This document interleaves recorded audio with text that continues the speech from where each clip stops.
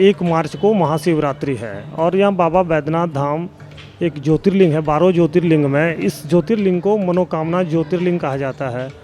क्योंकि कोरोना काल था, यहाँ की बारात जो निकलती थी वो बहुत ही विश्व प्रचलित हो गई बहुत ही कम समय में। 25 सालों तक बारात का आयोजन किया गया, लेकिन इस बार कोरोना को देखते हुए जिला प्रशासन ने भी भीड़ भाड़ नहीं लगाने का आदेश दिया है। इसलिए बारात का आयोजन तो नहीं होगा, लेकिन लोग देश विदेश से जुटेंगे। करीब 10 से 12-15 किलोमीटर तक लंबी कतार लगेगी। अभी से ही जिला प्रशासन, मंदिर प्रशासन पूरे तैयारी में लगी हुई है जो सुलभ जलार्पण श्रद्धालुओं को कैसे कराया जाए। श्रद्धालुओं को कतार लगाने के लिए बीएड कॉलेज से कतारबद्ध तरीके से मंदिर के गर्भगृह तक पहुंचाया जाएगा। वहीं मंदिर प्रशासन की ओर से शीघ्र दर्शनम कूपन का भी व्यवस्था किया गया है, जिसमें 500 रुपये प्रति आदमी को देने होंगे और उन्हें प्रशासनिक भवन से ही गर्भगृह तक भेजने की सुविधा होगी। 500 रुपये में कोई भी आदमी मैक्सिमम आधे घंटे में पूजा करके निकल जाएंगे।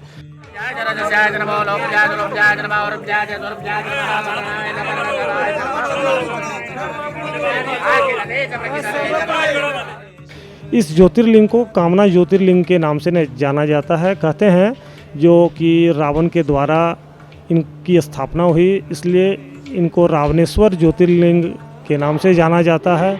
और आने वाले फाल्गुन मास पूर्णिमा के दिन एक बहुत बड़ा कार्यक्रम होगा जिसको हरियर मिलन के नाम से जानते हैं। 17 मार्च को होगा हरियर मिलन।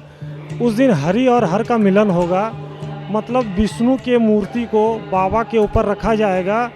उसको हरि मतलब विष्णु और हर मतलब महादेव से है, दोनों का मिलन होगा। कहा जाता है पुराणों में फाल्गुन मास के दिन ही बाबा बैद्यनाथ की स्थापना हुई थी, इसलिए इसे स्थापना दिवस के नाम से जाना जाता है। और हरियर मिलन होती है जो कि एक अद्भुत दृश्य है। इस मिलन को देखने के लिए बहुत सारे लोग इकट्ठे होते हैं। अंदर में ज़बरदस्त गुलाल उड़ाए जाते हैं खुशी में हरि और हर के मिलन का। और ये कुछ क्षण का मिलन होता है। लोग देखने के लिए एकदम से सुबह से ही यहाँ पर डटे हुए रहते हैं। उसका समय तय होता है, मंदिर स्टेट के पुरोहित उसका समय तय करेंगे। उसके बाद बजाते सूचना पट में टांगा जाएगा। दोल मंच, बहुत सारे कार्यक्रम को करने के बाद हरियर मिलन के बाद ही बाबा का श्रृंगार होगा। फिलहाल अभी शिवरात्रि पर हम लोग बात करें तो यहाँ पर बाबा को मोर भी चढ़ाया जाएगा, जो कि रोहिणी स्टेट की तरफ से चढ़ाया जाएगा। ये हजारों वर्ष से परंपरा चली आ रही है। महाशिवरात्रि के दिन बाबा का श्रृंगार पूजा भी नहीं होगा। साल में एक ही दिन ऐसा आता है जो कि श्रृंगार पूजा नहीं होता है बाबा का, और उस दिन भर जलार्पण होगा। सुबह 3-5 बजे बाबा का पट खुलेगा। सबसे पहले जो पारंपरिक काचा जल पूजा है उसको किया जाएगा, उसमें पुरोहित समाज के लोग ही शामिल होंगे। उसके बाद बाबा की सरदारी पूजा होगी, जो कि पुजारी के द्वारा मैंने सरदार पंडा श्री गुलाबनंद ओझा स्वयं करेंगे उस दिन। और सरदारी पूजा संपन्न होते ही करीब 4 बजे सुबह से आम भक्तों के लिए जलार्पण की व्यवस्था शुरू हो जाएगी, जो कि संस्कार मंडप होते हुए कतारबद्ध तरीके से गर्भगृह में प्रवेश करेंगे। उसके बाद शाम 4, 5, 6 ऐसे बढ़ते बढ़ते रात 9 बजे को फिर पुनः मंदिर पट बंद होगा।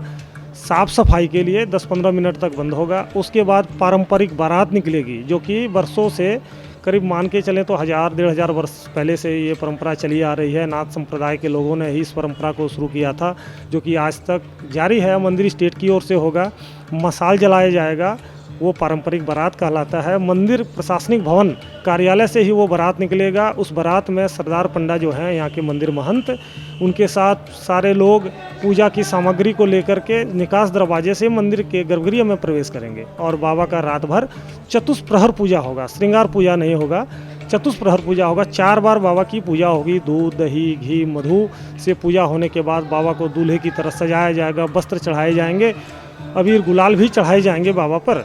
उसके बाद अंत में हर पूजा के अंत में बिलपत्र से बाबा के विग्रह पर सिंदूर अर्पित करेंगे सरदार पंडा गुलाबनंद ओझा। आपको बता दें कि साल में एक बार ही सिंदूर चढ़ाने की परंपरा है बाबा पर, वो महाशिवरात्रि के दिन। उसके बाद बाबा पर कभी भी सिंदूर चढ़ाने की परंपरा नहीं होती है, गुलाल चढ़ाया जाता है बाबा को।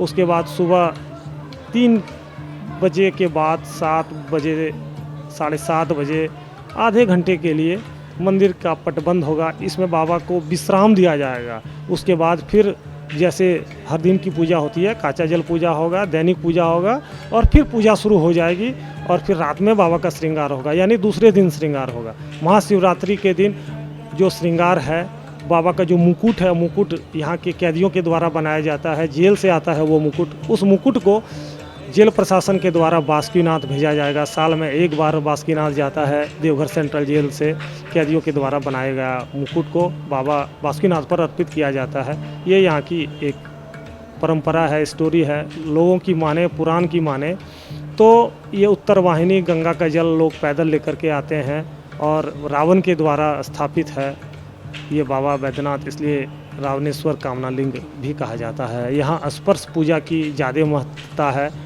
लेकिन श्रावणी मेला में अत्यधिक भीड़ को देखते हुए अर्घा भी लगाया जा रहा है पिछले 4-5 सालों से कैजुअलिटी को देखते हुए।